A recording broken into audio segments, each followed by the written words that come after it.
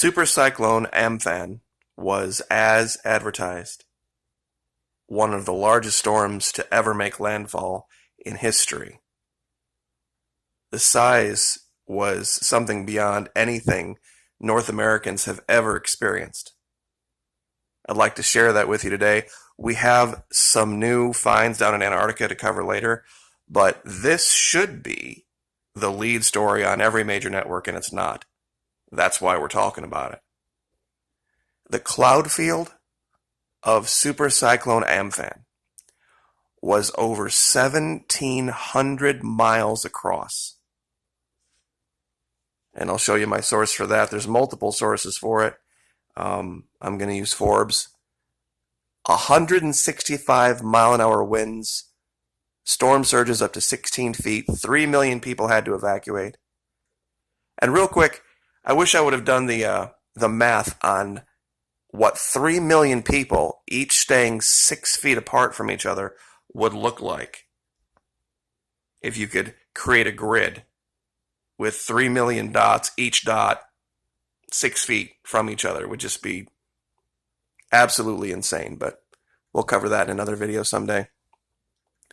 Cloud field, 1,740 miles long from tip to tail. Now, to put that in perspective, a lot of people, including myself, when you look at India or you look at Pakistan, you don't really have a sense of scale in comparison. The size of those countries versus the size of ours, so that we can see.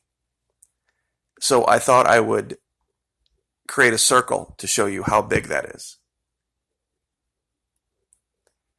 That would be a storm, if it were moving from east to west, that would have its eye wall somewhere near DC, North Carolina, this area.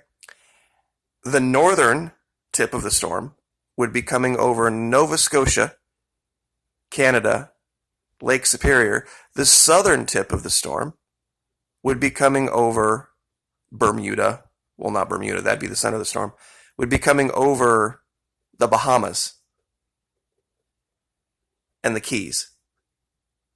That's how big. This circle is actually not 1,740 miles across. This circle is about, if I remember right, the radius, and this was 833, so 1,660.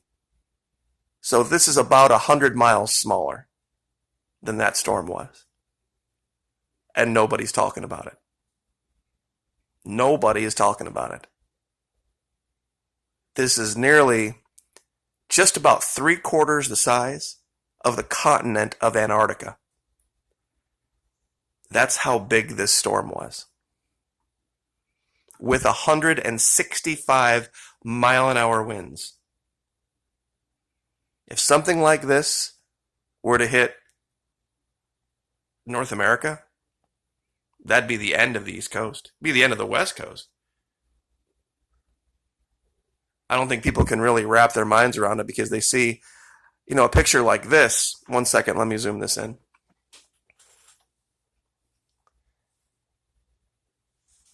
And because it's India, Pakistan, it's hard to grasp, but as you can see, it's 16 degrees north latitude, all the way up past 24 degrees north latitude. An immense, immense storm. That wasn't just rain. This thing was what we would call Category 5.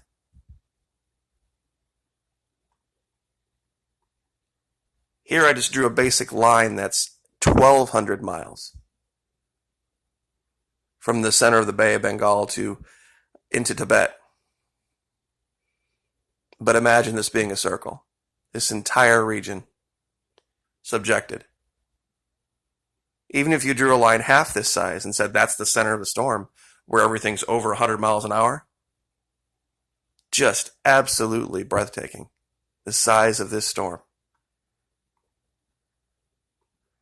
Here's an actual picture.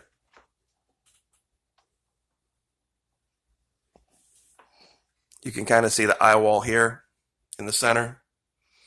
The entire country of Bangladesh. Just huge. I just cannot imagine what these people must be going through. definitely need to include them in our prayers for sure. But just one more time, I just wanted to show this. This is what the storm would have looked like had it been over the United States. Lake Superior to the Keys. The leading edge could have been beginning to hit, well, what it would look like be Colorado, while the trailing edge would have just been leaving the East Coast. Just amazing. Absolutely amazing, the size of this thing. So anyway, without any further delay, Antarctica. Well, looks like I had the right map up here.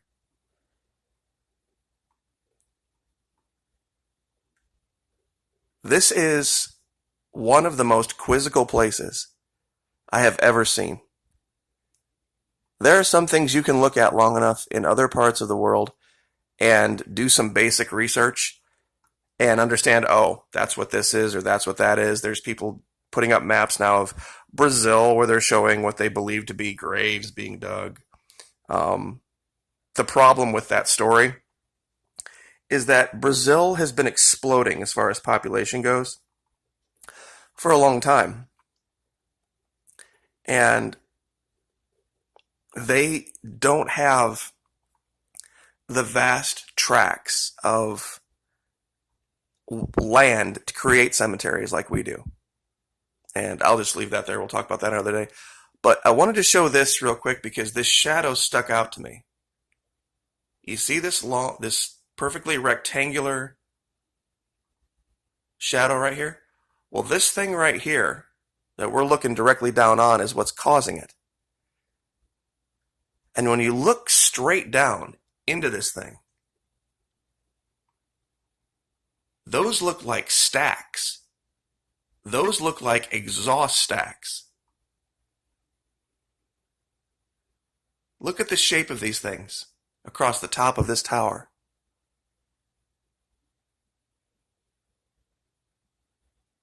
That absolutely looks like something constructed. And you can see more of them if you look closer.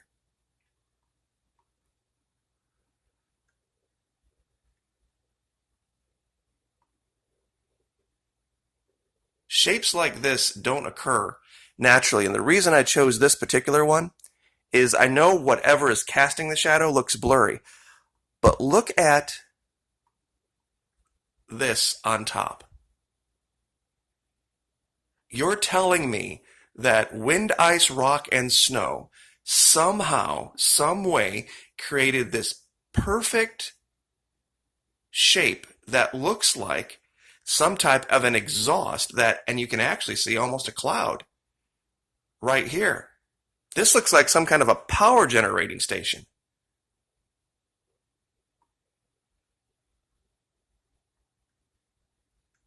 I don't know how you see anything but that here. Let me orient it so that it's straight up and down. There we go.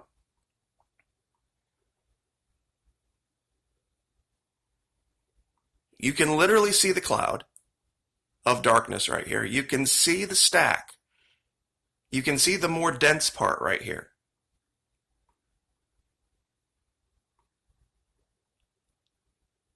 You see, this has been my allegation. A lot of the things that we find down here aren't direct evidence of something visually. It's what they've forgotten to redact in shadow.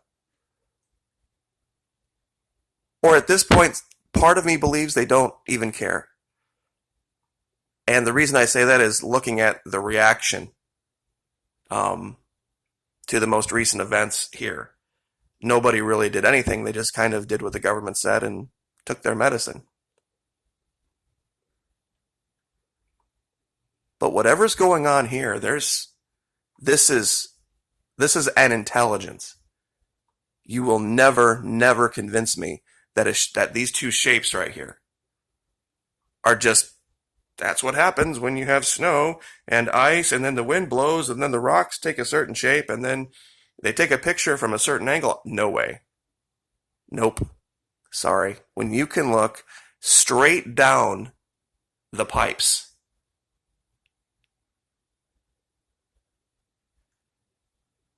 And you can see perfectly straight walls going straight up.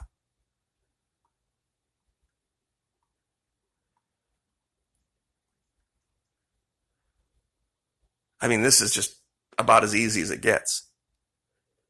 I mean, I know it's not, dragons or serpents or anything like that, but this is, it could be some government we don't know about, Russia, China, maybe someone in Europe, or it could be something completely different. It is a continent that has only a few thousand people on it that have come there, and they set up camps right at the edge, and they pretty much stay in their camps. I've had some people say, hey, I knew somebody who went to Antarctica and they said this, this, this, this, and this. I'm like, really? Did they explore? Were they out flying around and looking at places? Most of them probably spent 99% of their time inside, in front of a computer or some other device.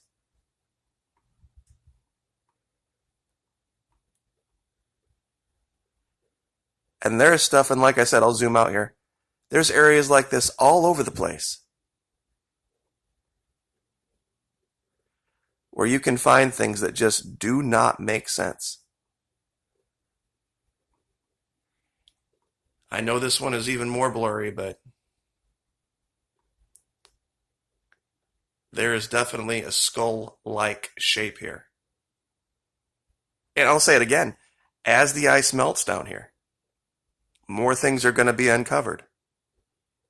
Things that are partially uncovered, things that are damaged, things that maybe we just don't know what they are because they come from a foreign civilization.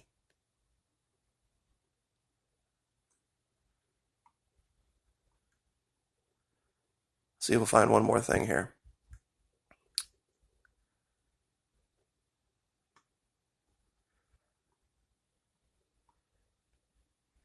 You see, part of this, when I look at stuff like this,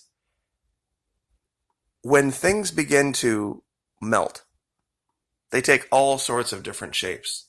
And when things decay, they take even stranger shapes. I'm sure a lot of people are familiar with this term, the Montauk monster, which has been largely debunked. Anybody who's ever seen a raccoon or a possum or some other small animal that has met its demise and the sun has worked on it and different predators have worked on it. That's what that was. It was a raccoon. It was just that the skull had been cleaned off. But I wonder sometimes about shapes like this on a larger scale. People have seen large parts of whales that have washed up and wondered.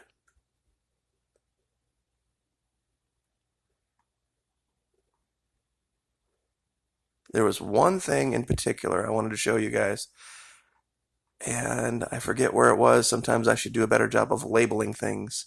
Sometimes I start looking at places and I'll just throw down pins so I remember where they were. Well, maybe we'll do it in the next video, so.